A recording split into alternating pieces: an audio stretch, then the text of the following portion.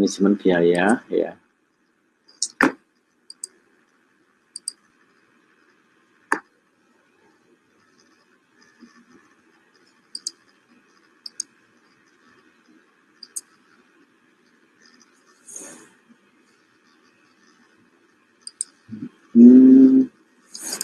Saya lihat dulu materinya ya.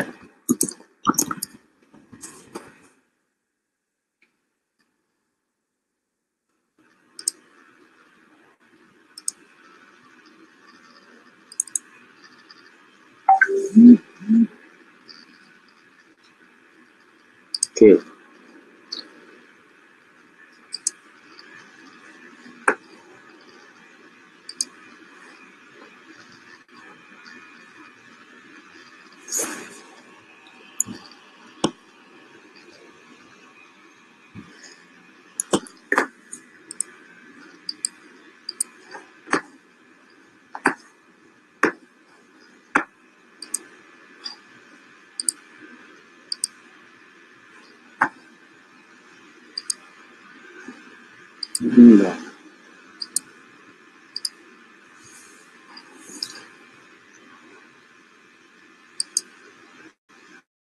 Oke ya, bisa lihat?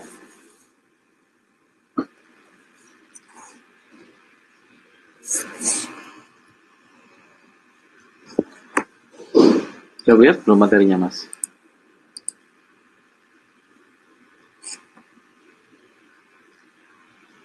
Oke ya, kita lanjutkan.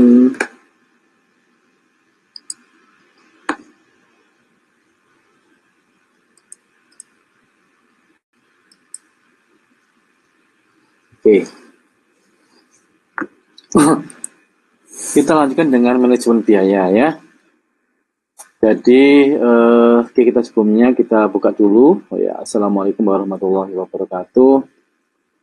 Selamat bergabung di kuliah pagi ini ya. Jadi nanti mungkin kuliahnya tidak bisa lama ya, karena ada rapat ya, rapat akademik. Kita lanjutkan dengan aspek pengetahuan manajemen proyek dengan fokus ke manajemen biaya. Ya. Jadi seluruh kebutuhan sumber daya itu sebenarnya muaranya satu ya, yaitu biaya gitu ya.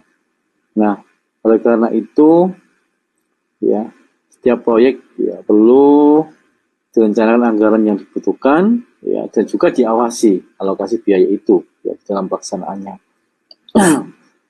Nah, manajemen biaya itu ada beberapa. Yang pertama adalah resource planning. Ya, kita mulai untuk merencanakan sumber daya gitu ya, planning. Kemudian cost ya, estimating ya, estimasi biaya ya. Kita dulu. Oke. Nah, kalau full screen itu kelihatan nggak ya full screen-nya ya? Coba lihat sih.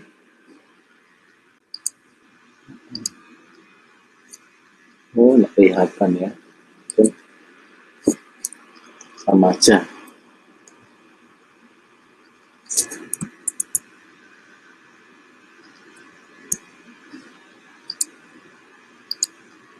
Oke, ini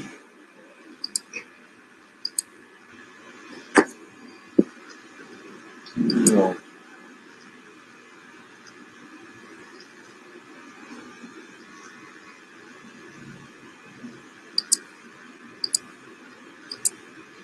Oke.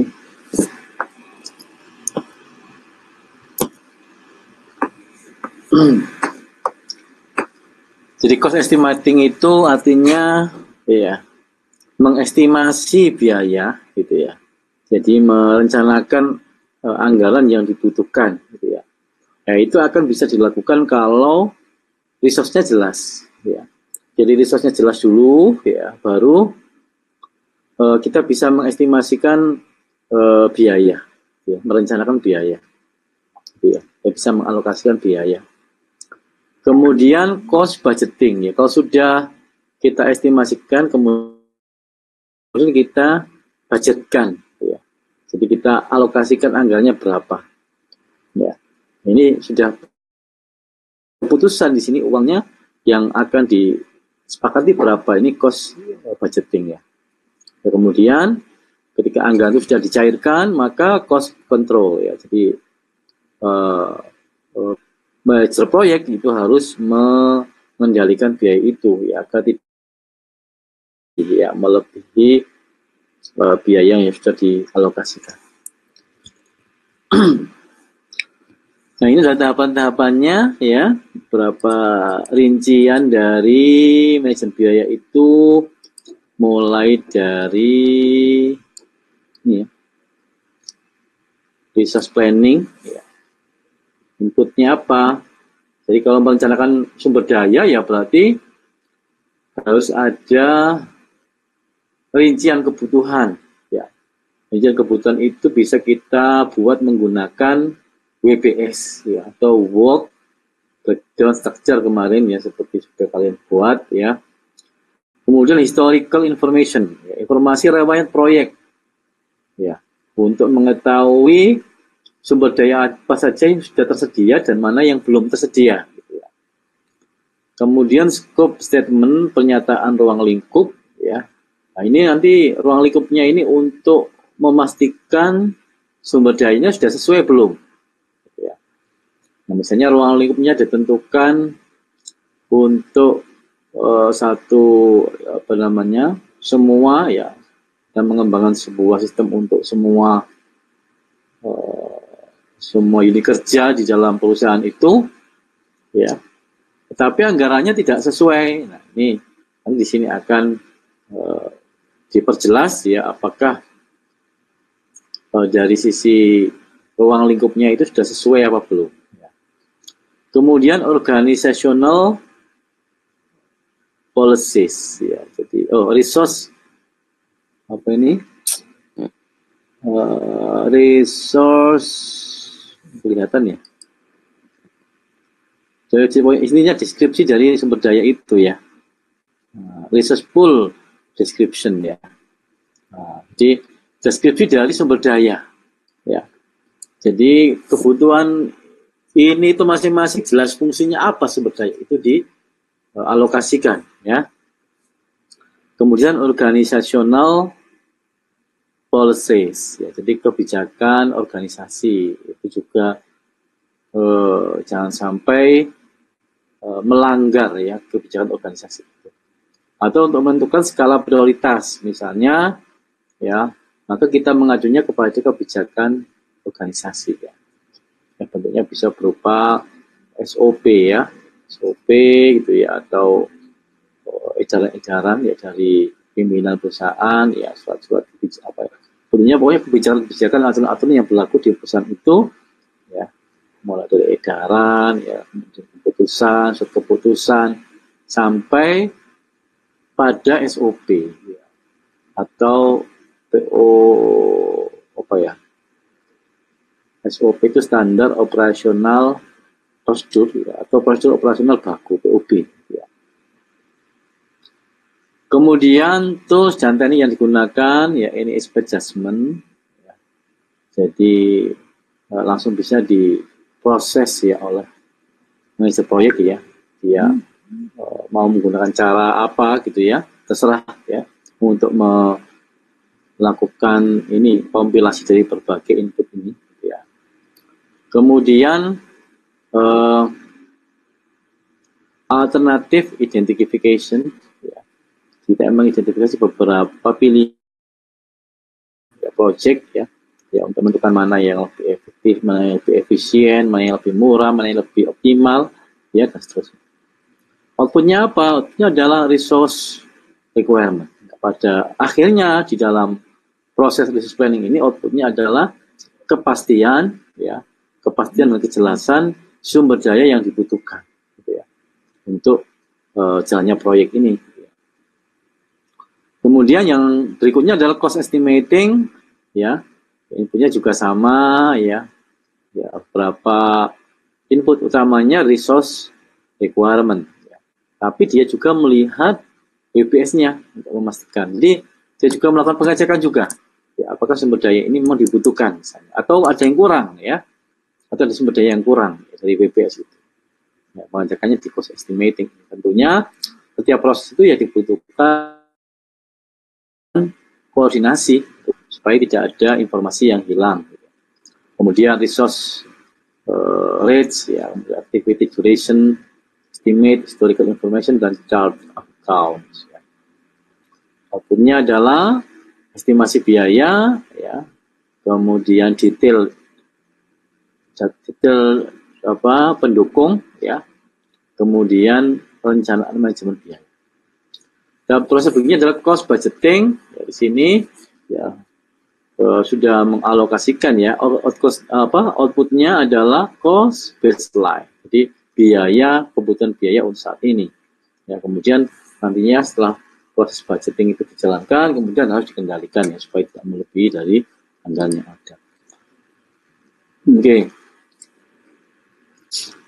Nah, salah satu hal yang diperlukan ya untuk persetujuan dari sponsor proyek itu, ya, kita sudah mengajukan biaya, ya, kemudian biaya itu kan harus segera disetujui oleh sponsor ya. Nah, untuk meyakinkan sponsor itu kita bisa menggunakan analisis biaya manfaat, ya. Tujuannya apa? Ya, tujuannya adalah untuk menjamin ya bahwa uang yang dikeluarkan oleh sponsor itu sepadan ya dengan manfaat atau value yang diperoleh dari hasil proyek itu. Ya. Artinya dengan proyek ini nantinya menguntungkan nggak? Kalau misalnya dana itu kembali butuh berapa lama dana itu akan kembali, ya. Kalau manfaatnya itu akan bisa menutup ya biaya proyek ini. Ya.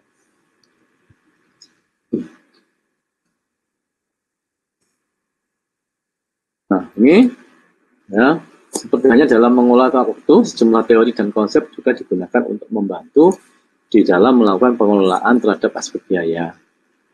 Ini, ya. Nah, ini adalah contoh cost benefit analysis ya. Di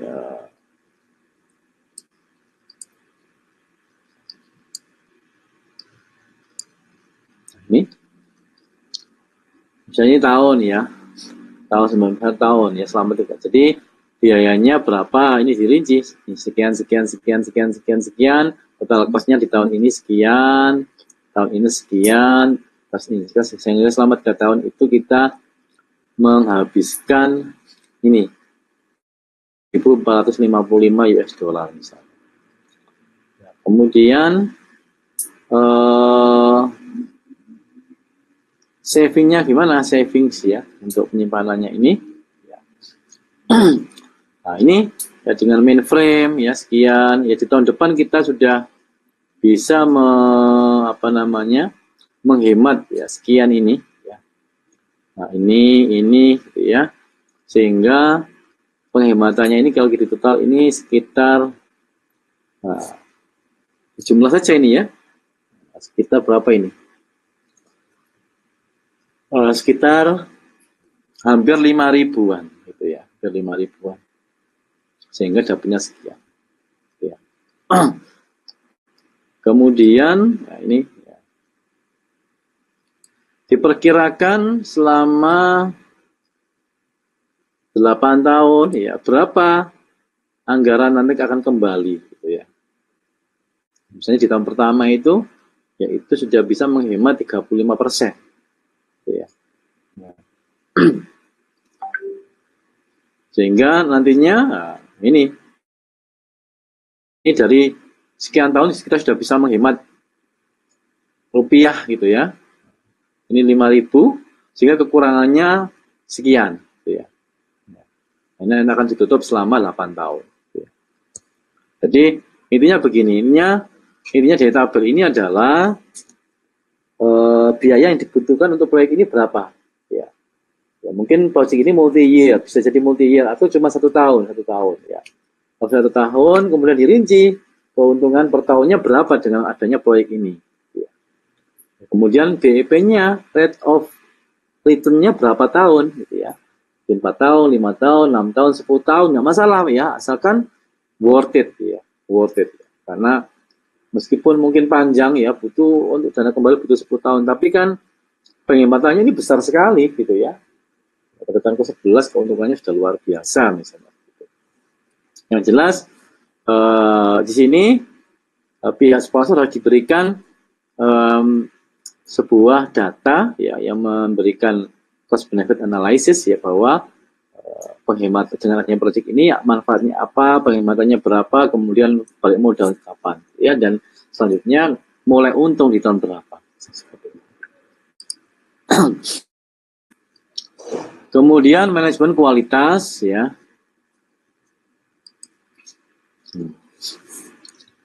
Nah, stakeholder proyek ya itu pasti punya ekspektasi ya terhadap keluaran proyek. Ya, ekspektasi itu ya berarti kaitannya dengan kualitas ya kan. Ya. Juga mereka juga mengontrol ya yang terkait dengan ruang lingkup, ya, biaya, durasi, dan spek yang diinginkan. Biasanya di perusahaan ada bidang yang namanya manajemen kualitas ya, atau quality assurance ya. Nah itu yang bertugas untuk mengendalikan kualitas atau untuk mereview kualitas. Oleh karena itu para praktisi proyek itu harus benar-benar perhatikan aspek kualitas ya, yaitu mulai dari quality planning ya, perencanaan kualitas, kemudian asuransi atau manajemen kualitas ya, atau quality assurance ya, kemudian kontrol ya atau pengendalian kualitas. Ketiga hal ini harus benar-benar diperhatikan ya bagi manajer proyek. Nah, ini ya.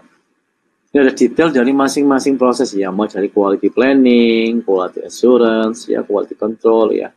Kalau quality planning ini ya, kebijakan kualitas ya, ruang lingkup, deskripsi produk, standar dan aturan, kemudian proses-proses yang lain. Tujuannya apa atau outputnya dari proses perencanaan kualitas ini? Hasilnya adalah perencanaan manajemen kualitas, ya, definisi operasional, checklist ya, dan masukan buat proses berikutnya yaitu quality assurance ya.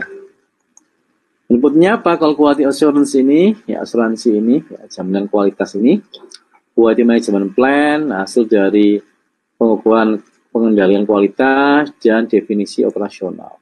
Outputnya adalah pengembangan kualitas.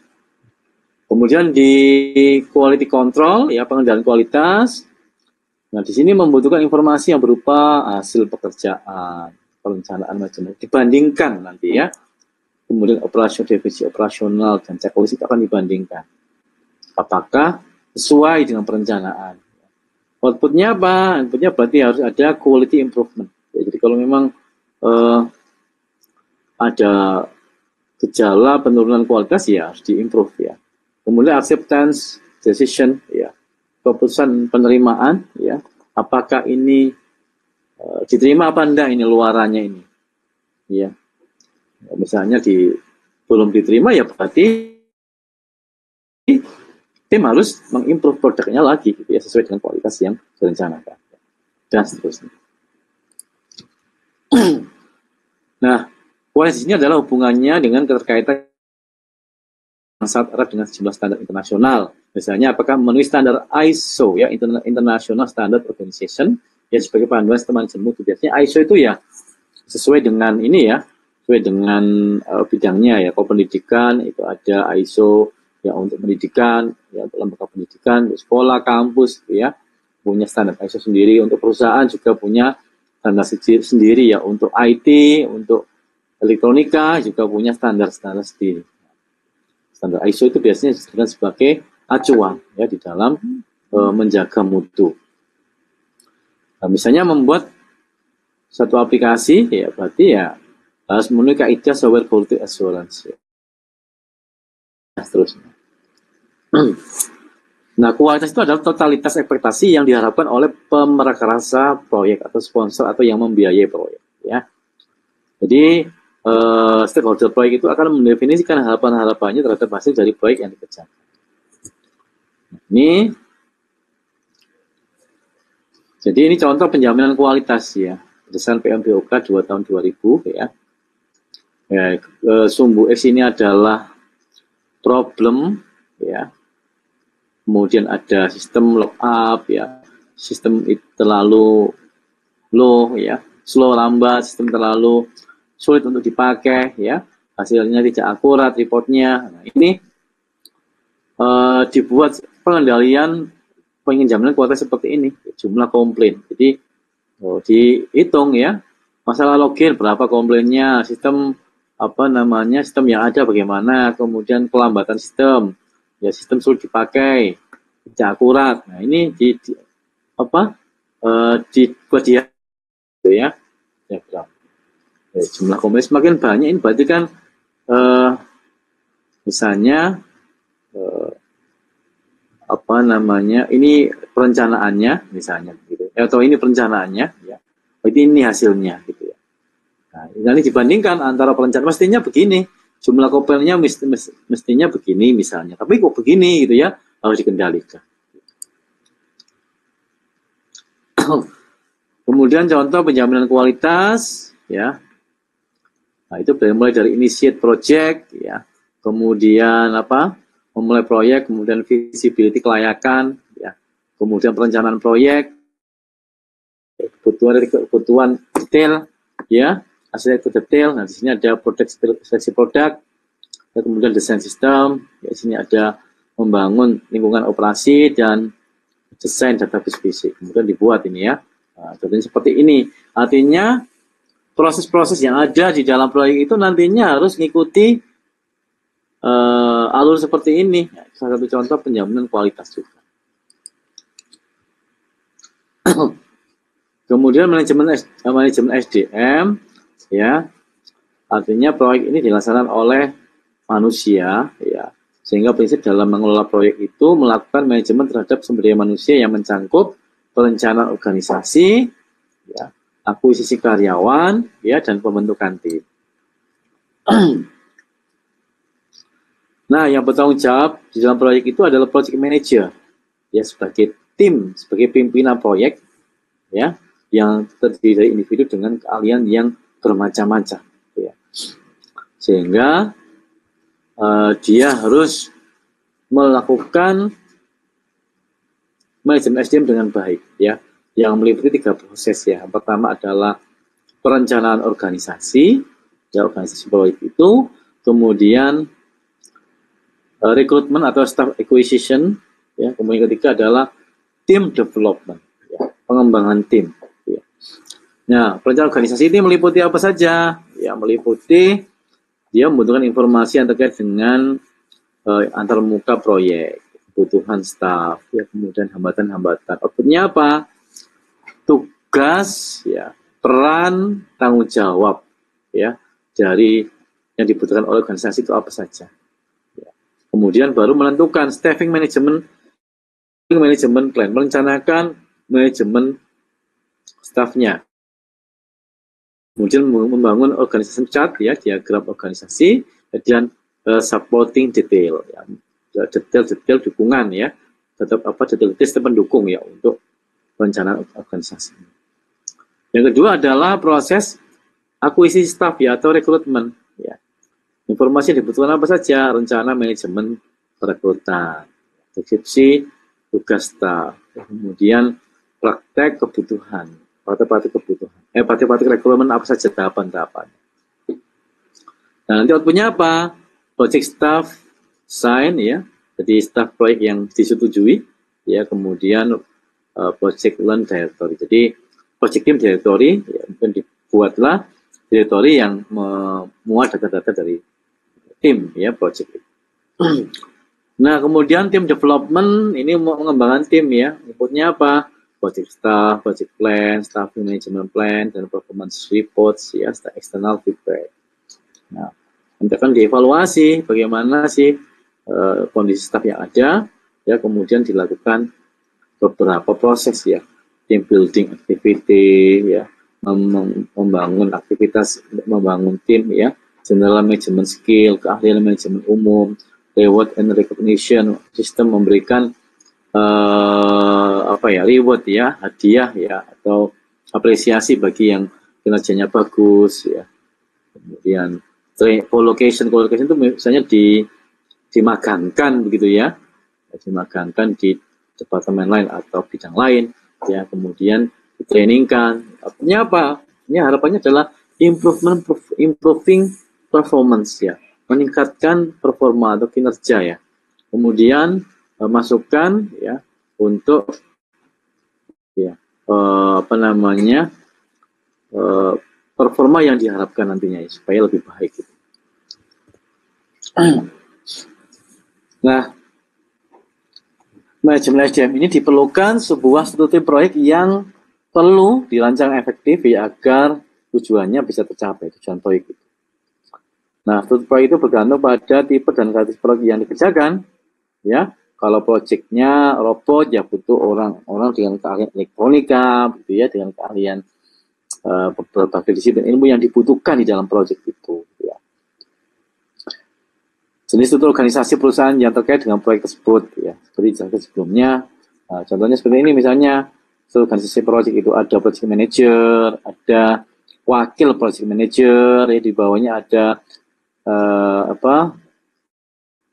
engineering system, ada independent task group, project technical lead, quality assurance ya, configuration management. Kemudian ada misalnya kalau software ya, software sub project manager 1, software sub project manager 2, software sub project manager 3. Jadi setiap sub project itu ada. Nah, setiap individu itu harus tahu peranannya, tugasnya, dan tanggung jawabnya ya. Terutama keterkaitan antara aktivitas yang dilakukan dengan aktivitas lain yang dikerjakan oleh jumlah individu yang berbeda. Ini misalnya ada stakeholder A, B, C, D, E, itemnya, pekerjaannya apa saja, unit test. Unit test itu untuk bagi si A, dia tugasnya adalah bagian sign off request, jadi kebutuhan tanda tangan. Si B ini sebagai apa si B ini? Ya. A, maksudnya adalah di dalam unit test dia bertugas sebagai accountable, yang bertanggung jawab di situ ya. Kemudian si C di pekerjaan unit test itu fungsinya adalah input required ya, memberikan masukan ya. Dia juga memberikan masukan. Kemudian dia review, dia memberikan review ya. Demikian juga yang untuk proses berikutnya integration test ya, masing-masing orang ini jelas perannya ya. Dia sebagai apa.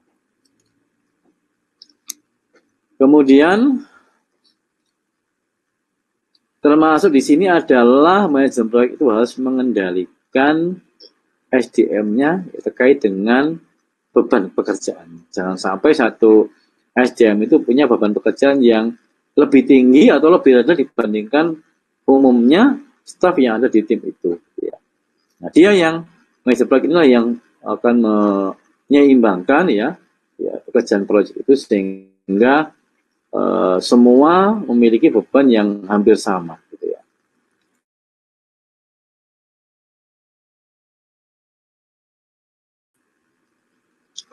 Nah, misalnya dibuat seperti ini ya, contoh di bulan Januari ini loadnya dianalisis, kira-kira nanti di bulan Januari itu Java programnya gimana loadnya, ini jumlah orangnya butuh orang berapa, bulan Februari butuh orang berapa, bulan Maret, April butuh orang berapa, nanti loadnya tinggi-tingginya di bulan apa dan apa ya.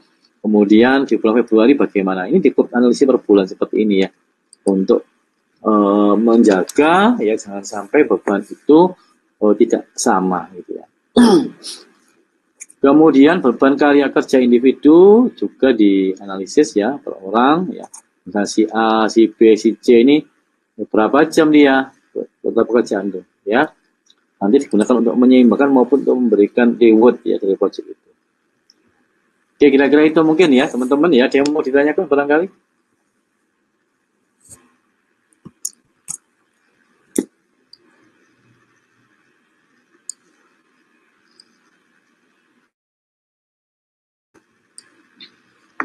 Pak. Oke, belum ada ya. Oke, kalau belum ada, mungkin bisa kita cukupkan dulu pertemuan kita pada hari ini. Ya, terima kasih semuanya. Ya, salam sehat ya. Salam bahagia. Kita lanjutkan di pertemuan berikutnya. Assalamualaikum warahmatullahi wabarakatuh. Waalaikumsalam. Waalaikumsalam warahmatullahi wabarakatuh. Terima kasih Bapak. Semoga sehat selalu Pak. Oke, thank you semuanya.